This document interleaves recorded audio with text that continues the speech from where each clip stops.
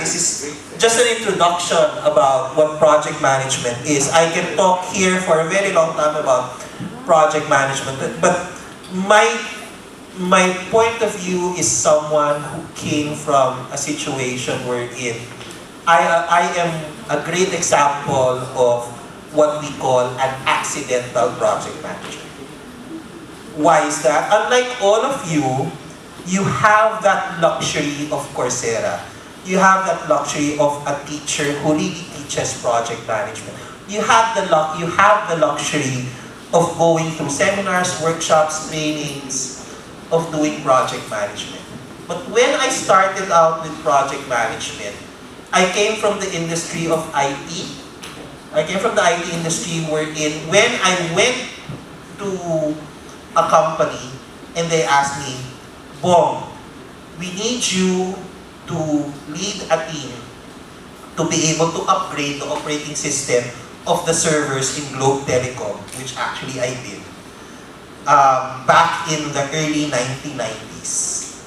I didn't have a clue on how to manage a team. I didn't have a clue of what documents I will use to determine what are the tasks that I will have to do. I didn't even know how to do a Gantt chart. So I had to learn that along the way. Okay? So, and luckily for me, what I did have were certain skills that more or less helped me grow as a project manager. So first slide, please. So and if you notice the title, I titled on myself, okay, it's managing projects. Or if you look at the subtitle, how I professionally crack. I was telling Miguel, believe it or not, today, I came from a workshop, I ended the workshop, the last day of my workshop was Wednesday. Thursday, I had to complete all of the remaining admin requirements that I needed. When I came back here, I was not prepared for any of my 4 classes, including this talk today. From 9 to 12 this morning, I did all of the slides, including this slide. So like I said, I'm a professional cracker. And you're going to ask, how is that really related to project management? Because in project management, you are supposed to plan beforehand, right? Project managers know, plan way ahead so that you don't encounter a lot of risks along the way. One thing I learned was that there are certain set of skill sets that you would need even though you are working under a time pressure. And those skills are necessary if you are a project manager. So no matter whether the deadline is 1 month later, 1 year later, 1 month later, 1 week later, or 6 hours later, if you still keep the principles of project management in your mind and at the same time also rely on certain skills, you are going to end up delivering what you're supposed to deliver. So I'll start off with my background.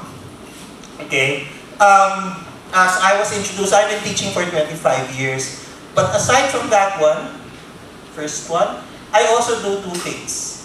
In general, when I started out my work,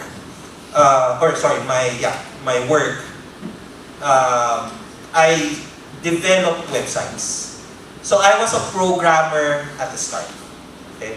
And as a programmer, what I had to do was work under the demands of my clients. If my client said, Bong, I need you to create a 100-page website and it's due X days from now, I have to be able to identify the purpose of the website. I have to be able to identify what design they want. I have to go back to them and consult.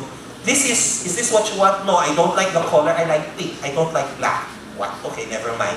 Do I question it? No, because it is the role of you as someone who's developing to ask the client to ask requirements from the client. The other role that I played as I grew into this IT industry or grew in this IT industry is the role of a consultant. And if you're a consultant, your responsibility would be, because you already have that strong set of knowledge, okay, and information beforehand, you're now there to be able to help another company grow and deliver their own projects. Okay? Now, my advantage in learning these two skills is twofold. One, I had the technical skills necessary to develop what needs to be done. And two, I was able to interact with a lot more people in order to deliver the projects that they want. What areas were I focusing on? The internet, technology management, business process management, project management, and decision analysis.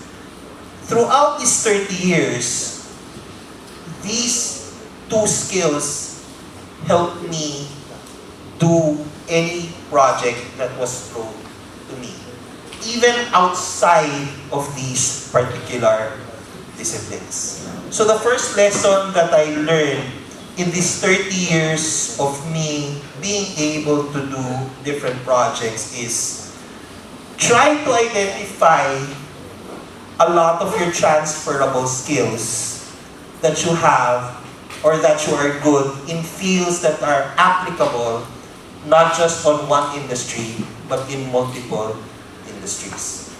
Project management during my time specifically started in the IT industry. There are only two industries back then who really deliberately does project management. These were the IT industry and the construction industry. Well, add one more, the defense. But you don't consider that an industry. It's more part of the government. But it is those two who really follow the discipline of project management. Okay, and I did start out in an industry where project management was necessary. But what I found out is as the years progressed, more and more of these industries were doing projects because that's the only way that companies can implement their strategies. Companies implement their strategies through different projects. If you want to increase the sales of a company, you have a marketing plan, your IMC, the Comtech students here, your IMCs. Okay? And these IMCs are implemented through multiple projects. Back then, it was sometimes not even thought of as a project formally. Okay? So, as I grew into this role, I found that these different industries require that skill of project management. So I was able to use the skills that I learned across these multiple industries. Okay? The first one. Second one. So the question is, how did I prepare for my role? I did not have a roadmap. So I learned it along the way. But even though I didn't have a roadmap, next click, what I had in those 30 years of working as a consultant and working for those different industries were 5 skills that allowed me to grow as a project manager. Those skills are, I had communication skills, I had problem-solving skills, I had leadership skills. The technical expertise, here's the technical expertise that was needed in that industry. So if I was in IT, I had to know the IT programming language. If it was marketing, I had to know that marketing foundation.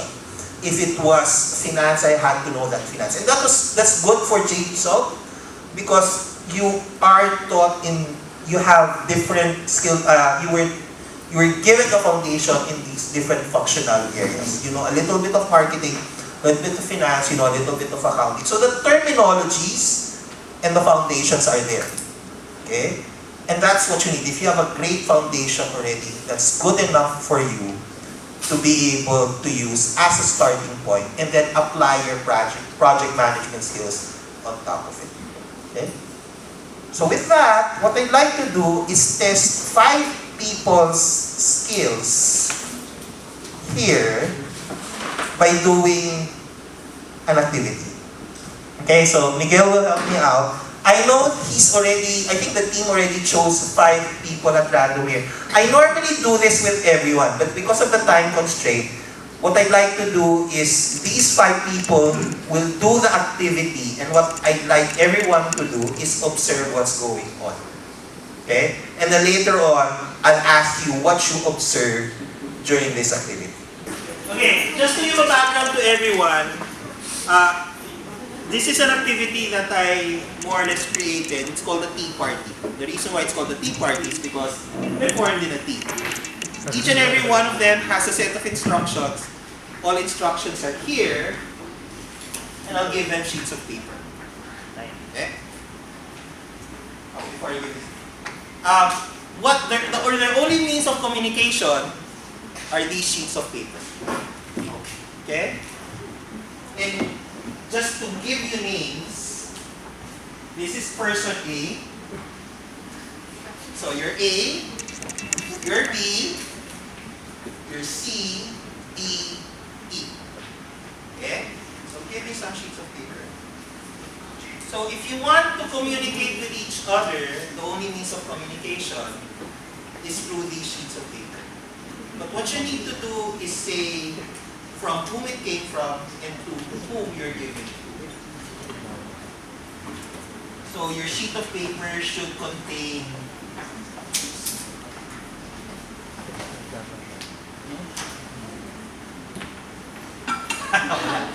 you should say to and from, and then your message. So if you're sending the message to C, you would say to C, from A, and then you're going to pass it to the back. But the only way you can pass it is through here. Right? Same thing. If you want to pass a message to anyone, you can pass any step. If you want to communicate with each other, you have to pass it through him.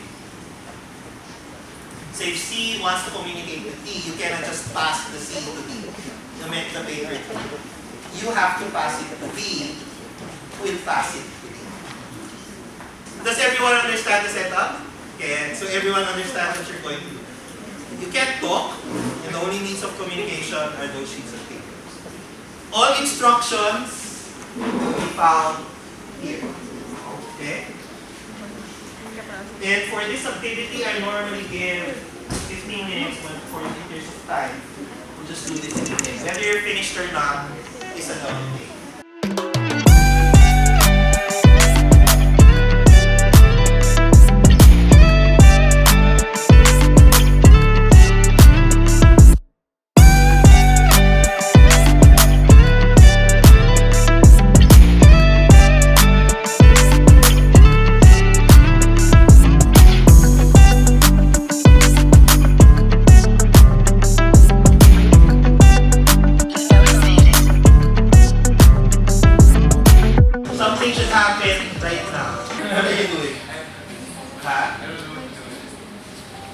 Why don't you know?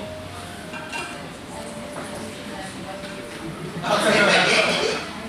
What you're supposed to do right now is give something to me. And Mars is nodding her head. Why are you nodding your head, Mars? Yeah. Okay, so to everyone who's here, I showed you the paper. What's the difference? And you didn't know about this. Look at your own sheet of paper. What did you notice about the 3 sheets of paper? What's the difference? Anyone? What you should have noticed is that person A's paper has the instructions, but that person has an ultimate objective. And that ultimate objective is to create a chart of all of these symbols. The second person, J, actually has a different set of instructions. Okay? And for him, he's just going to ask what's the most common among all of them. And supposedly, he's going to give something to me. The people at the back, the only thing that they're doing is just exchanging sheets of paper. But they're providing info. Now, if we're going, and if I have more time, what I normally do is I'll extract this for some more experiences. But how do you experience this? Give me one word that describes your experience here, Marks. I was confused. Confused. Jake? Pressured. EB? Also confused. Confused. Useless. Useless. Lost. Bored. And why is that? Unrelated to project management, who do you think is the project manager here, supposedly? Smart. It's not Martz. Martz is the client. She has the requirements that are necessary. Jake, you're Jake, right? Jake is the project manager. Okay? And why is he the project manager? He's the one coordinating the needs of the client with the 3 people here who are supposed to be the ones providing the information or the activity to Jake. But what is Jake doing most of the time? He's doing a lot of coordination, liaisoning, and everything else, which takes up a lot of time of the project manager. Project manager's role essentially is that what? Liaisoning and making sure that they get the information correctly from the client and throw it to the people who will develop it on his behalf, or at least the team of that project manager. The problem is because he did not know he assumed that the 3 people at the back know what they're supposed to do. He just ignored the 3 people, right? And the 3 people at the back felt useless. And have you been in a team in a project wherein you have a you have a project manager who knew what the project is about, but you as a member of a team, you did not know what it is. And here in Ateneo, you always, we're sometimes blessed in Ateneo that you have good project managers in your orgs who really communicate to you what the project is.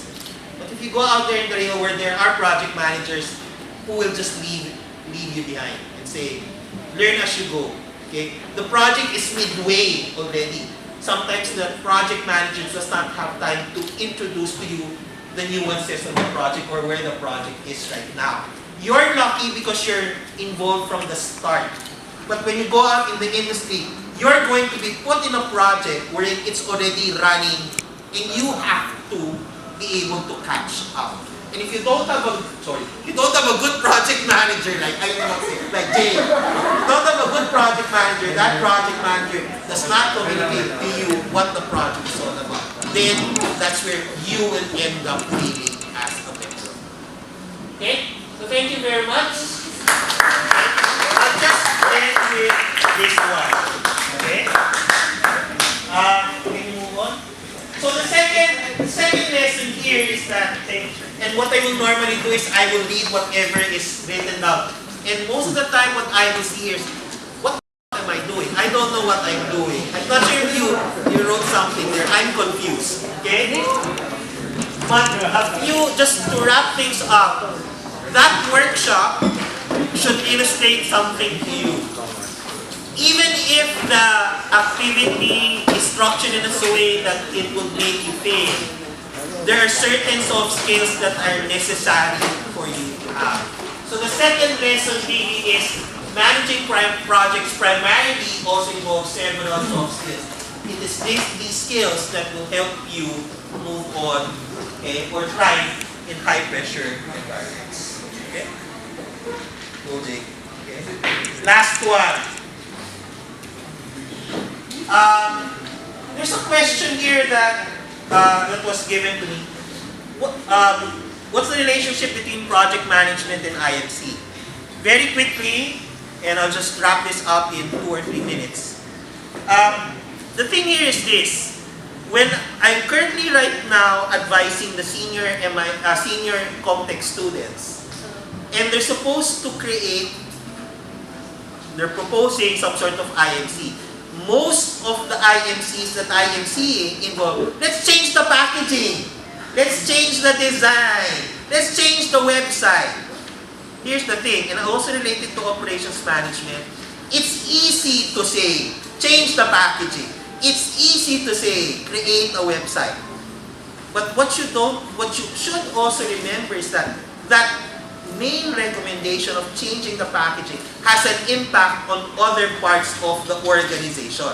If you're going to change the packaging, and currently their packaging is 400 milliliters, you're going to bring it down to 200 milliliters, it will impact, from an operations management perspective, the capacity of the machine or the factory. It would impact how long you're going to end up producing the same quantity of items as though it was a 400 milliliter. So every time you do an IMC, if you might be lucky that that your client will tell you there's no cap on your budget. If that is, then you can be as creative as possible. But the moment you're working for a company, for example, like Human Nature, who says, I have a very limited budget, what you will only have from an IMC perspective would be you have to structure it and tone it down in such a way that will allow the company to still execute a proper IMC.